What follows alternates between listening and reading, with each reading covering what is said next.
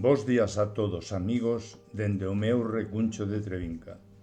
Hoxe a quenda diste espazo das madrugadas correspóndelle a un dos nosos colaboradores habituais no noso grupo cultural Nós, a xente do redor.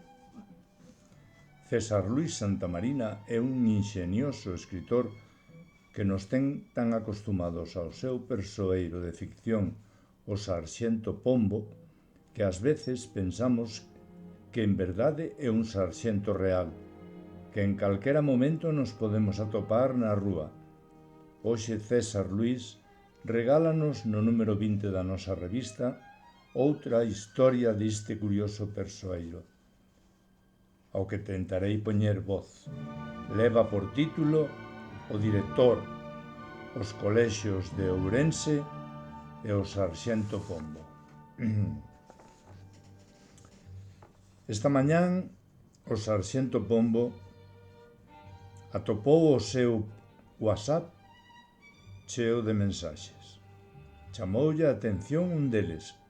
Era do director da revista Nós, xente do redor. O director da revista acudiu a él na procura de saber a que colexios pertencían as escritas dos alumnos que acadaron premios no recente concurso da Asociación Loureiro. O nome do colexio non figuraba na cabeceira. Unha tarefa sinxela para o sarxento afeito a resolver asuntos de moita máis dificultade, aínda que este fose de gran enxundia.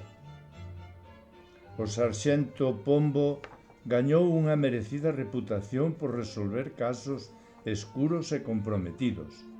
Por este motivo, é recoñecido e admirado nos círculos donde debe selo.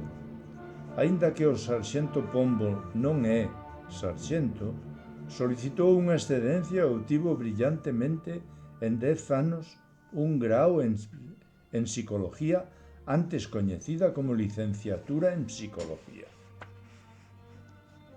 Resolveu con éxito o estrano caso do home que desaparecera absorbido por unha navalla xigante, tal como un berbiquí nas praias da Lanzada, e corre o rumor de que a súa inestimable achega levou ao descubrimento do Códice Calistino.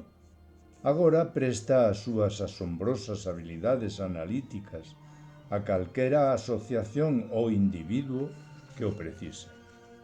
O director da revista foi un deles, por mor da súa longa amizade co bigotudo detective. Como sempre fai, o sarxento presentou ao director o resultado das súas sesudas pescudas. O onírico e belo relato, cheo de amor polos libros, A librería misteriosa, pertence a Ángela Pereiro, expósito do Colexio Santo Ángel. O fantasioso e belo relato A tenebrosa calella pertence a Adriana Vázquez Giraldo, tamén do Colexio Santo Ángel, crisol de futuros escritores. O futuro ornitólogo e aventureiro Guido López González escribiu o relato Malingre e Sas. Pertence ao CEIP de Couto. Finalmente, o poético relato Noites estreladas pertence a Carla Domínguez Guerrero, do IES do Couto.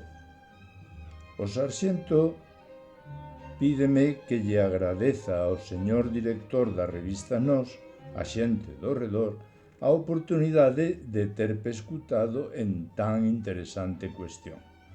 Queda dito, en Ourense a tantos de tantos. Moitas gracias, querido César Luis.